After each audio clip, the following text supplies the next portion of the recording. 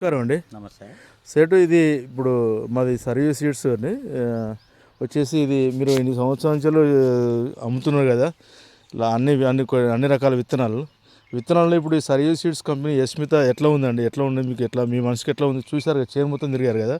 చాలా బాగుంది. దీనిలో నాకు ముఖ్యంగా కనబడ్డది ఏంటంటే ఫస్ట్ క్రాప్ సెకండ్ క్రాప్తో సెట్ అయింది. Third crop already flowering fruit పడుతూ ఉన్నది. తర్వాత కాయ సైజ్ వచ్చేసి కింద నుండి ఫస్ట్ క్రాప్ కానీ సెకండ్ క్రాప్ కానీ ఇప్పుడు వచ్చే థర్డ్ క్రాప్ కానీ సేమ్ ఉన్నది. తర్వాత చూద్దామంటే కూడా ఈ తోటలో వేరుకుళ్ళు కానీ తర్వాత వైరస్ కానీ కనబడట్లేదు. ముఖ్యంగా ఏంటంటే నల్లిని కూడా తట్టుకున్నది. నల్లి కూడా లేదు. ఏ ప్లాంట్ చూసినా కూడా మళ్ళీ రీఫ్లాష్ వచ్చుకుంటూ క్రాప్ మీదనే ఉన్నది తప్ప ఏది కూడా మనకు ఈ ఒక్క ప్లాంట్ కూడా దీనిలో ఇది కాయలేదు అనే విధంగానే ఉన్నది ఈ తోట. ఈ విత్తనాన్ని రైతు పెట్టుకోవచ్చు, మంచి దిగుబడి తీసుకుంటాడు. ఇప్పుడు నేను చూసినంత వరకు అయితే ఈ తోటలో దాదాపు 30 క్వింటల్ దాటొచ్చే విధంగానే ఉన్నది దిగుబడి. 30 క్వింటల్ దాటొచ్చే విధంగానే ఉన్నది. 30 క్వింటల్ పై చిలుక వస్తుంది. అంటే సేటు ఇప్పుడు కాయలో గింజ క్వాంటిటీ ఎట్లా ఉండదు సేటు?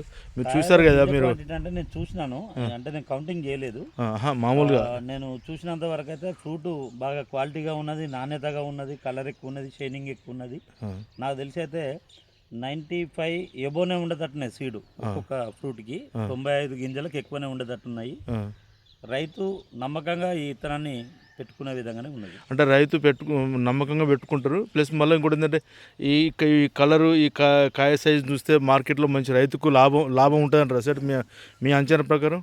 ఇది డ్రై క్వాలిటీలో కూడా బాగుండేటట్టుగానే ఉంది.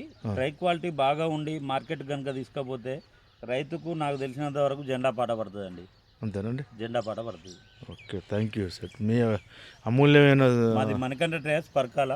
నాది 30 years కంప్లీట్ అయిపోయింది బిజినెస్. 31 years running.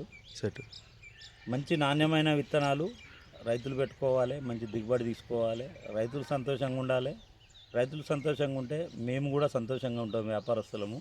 కాబట్టి రైతు సోదరులు మంచి నాణ్యమైన విత్తనాలు ఎన్నుకొని ఇటువంటి కంపెనీలను ఎంకరేజ్ చేసుకుంటూ ఈ విత్తనాలు పెట్టుకుంటే రైతుకు న్యాయం జరుగుతుంది, రైతుకు మంచి దిగుబడి జరుగుతుంది, అదేవిధంగా మంచి పంట వస్తుంది, మంచి మార్కెట్ రేటు పడుతుంది.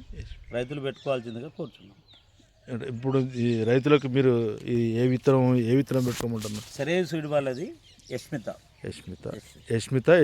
రెండు వెరైటీలు మేము పర్కాల నుండి రావడం జరిగింది. కేవలం ఈ తోట చూడడం కోసమే రావడం జరిగింది.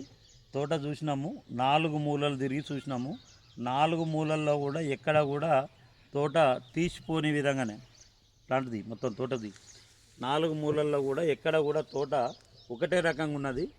నాకు తెలిసినంత వరకు మంచి విత్తనము, రైతు ఈ విత్తనాన్ని పెట్టుకోవడం వల్ల మంచి దిగుబడి తీసుకొని మంచి లబ్ధి పొందే విధంగానే ఉన్నది. ఈ విత్తనాన్ని పెట్టుకోవచ్చు. Okay sir, thank you.